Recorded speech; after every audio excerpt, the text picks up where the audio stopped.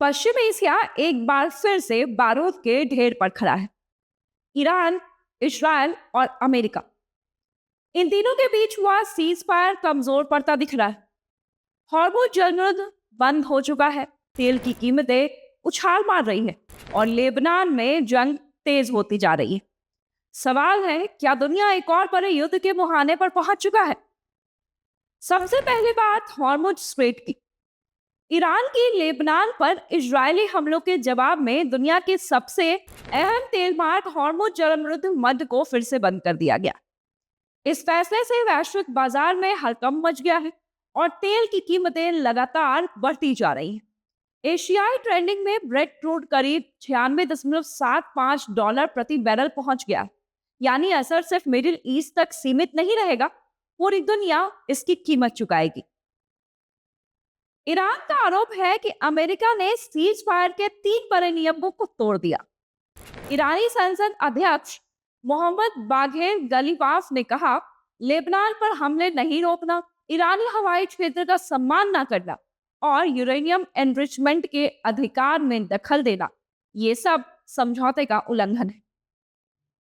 हालांकि पाकिस्तान में अमेरिका और ईरान की बातचीत की खबरें आई, लेकिन ईरान की तस्नीम न्यूज एजेंसी ने इसे पूरी तरीके से खारिज कर दिया। इधर इजरायल ने एक नया दांव चल दिया। प्रधानमंत्री बेंजामिन नेतन्याहू ने कैबिनेट को यह निर्देश दे दिया कि लेबनान के साथ सीधे बातचीत शुरू की जाए, लेकिन एक शर्त पर। शर्त है हिजबुल्लाह का पूर्ण निरस्त्रीकरण।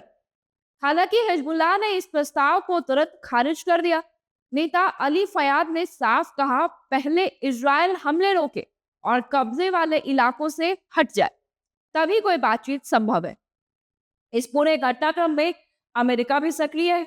राष्ट्रपति डोनाल्ड ट्रंप ने नेतन्याहू से फोन पर बातचीत की और लेबनान पर हमले कम करने की सलाह भी दी, ताकि ईरान के साथ चल रही बातचीत प्रभावित न हो।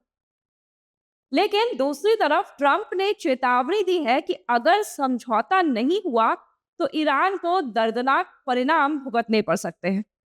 ईरान की तरफ से भी सख्त संदेश आया है। सर्वोच्च नेता के बेटे मोस्तफा खामनेई के बदले की धमकी देते हुए कहा कि हमले का जवाब जरूर दिया जाएगा और हॉर्मुज़ स्ट्रेट पर नियंत्रण को नए स्तर तक ले जाया जाएगा। यानी तनाव कम होने के बजाय और बढ़ता दिख रहा है।